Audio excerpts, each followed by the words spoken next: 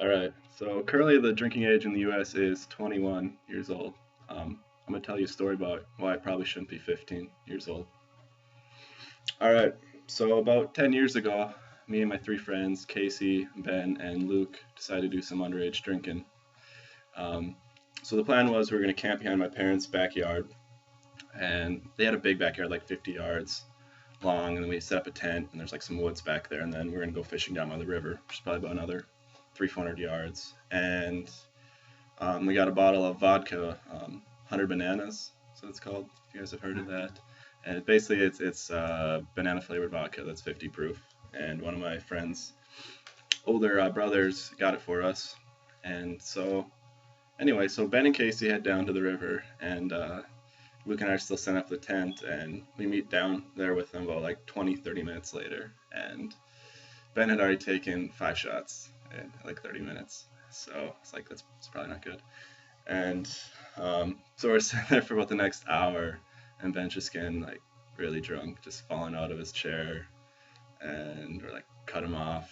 And yeah, and then the wind started picking up, and it started raining, and tornado sirens started going off. And my friend is not able to go back to my parents' house without them knowing. So we're kind of in trouble here. And all our parents are calling, because we're camping and there's tornado sirens going off.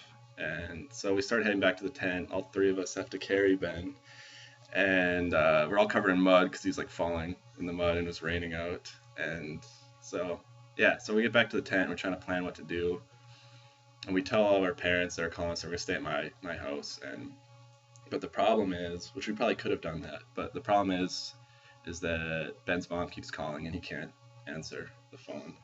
So I finally, answer the phone, and I pick it up, and I'm like, "Hey Kim, uh, yeah, Ben can't answer the phone right now." And she's like, "Why?" Getting mad at me. I'm like, "I don't know, he's sleeping." She's like, "We'll wake him up." I'm like, "Oh," and I just hung up on her. Like I didn't know what else to do. Like I didn't know what to tell her. And my friend Casey's dad comes back, and he's like, "Where's Casey?" And apparently Casey ran away. I don't know what his plan was, but he didn't want to get in trouble, so he's like yelling at me, and I'm like, I don't know where he went, so I don't know where his dad went either. And then my dad finally came back because we still hadn't gone in. It's probably been like an hour since the tornado siren's been going off. And he was just like, "You boys been drinking?" That's what he said to me. I was like, "Yeah." And so we had to carry Ben in, and then he puked all over our living room floor.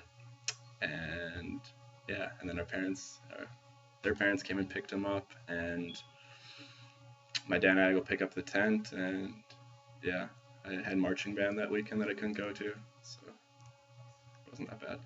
But so yeah, the moral of the story is, if you're gonna drink underage, which I don't condone, probably shouldn't do it in your parents' backyard.